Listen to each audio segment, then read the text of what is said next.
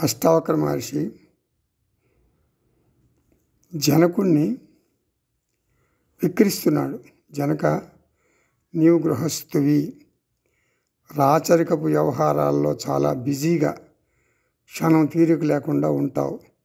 సామంత రాజులు, యుద్ధాలు, మరి రాజ్యపాలన, ఇలా ఎన్నో కర్మలు చేస్తున్నావు.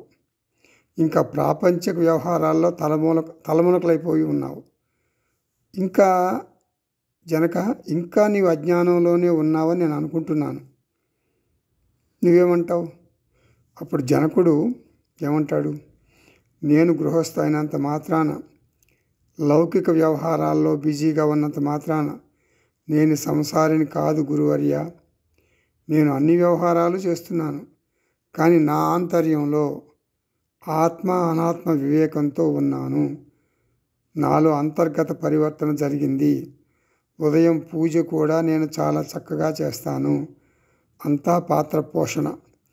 నేను రావణుడి వేషంలో రావణుడిలాగా నటిస్తా, రామవేషంలో రాముడిగా నటిస్తా, పిల్లలను బాధ్యతగా పెంచుతా. అది పాత్ర పోషణ. పాత్రలు నిజం కాదు అని నాకు తెలుసు అంటున్నాడు జనకుడు. అంతర్గత పరివర్తన ద్వారా జనకుడు ముక్తిని పొందాడు.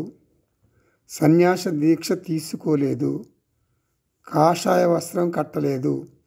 జనకుడు సమస్త మానవాళికి, ముఖ్యంగా గృహస్థులకు ఒక స్ఫూర్తి. భగవద్గీతలో కూడా ఒక శ్లోకంలో జనకుణ్ణి ఆదర్శంగా తీసుకోవాలని వస్తుంది. శ్రీకృష్ణుడు భగవద్గీతలో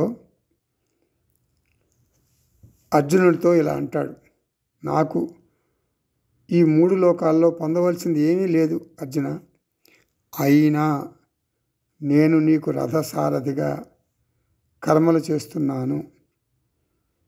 నేను పూర్ణ ఆత్మను అని నాకు తెలుసు, అయినా నేను కర్మలు చేస్తున్నాను. కర్మ చేయటం అజ్ఞానం కాదు. దృక్పథం ముఖ్యం, ఆంతర్యం ముఖ్యం అంటాడు. ఎవరు? శ్రీకృష్ణ పరమాత్మ. ఇదంతా ఎవరు చెప్తున్నారు మనకి? జనకుడు చెప్తున్నాడు. ఎవరికి చెప్తున్నాడు? అష్టావక్ర మహర్షికి చెప్తున్నాడు.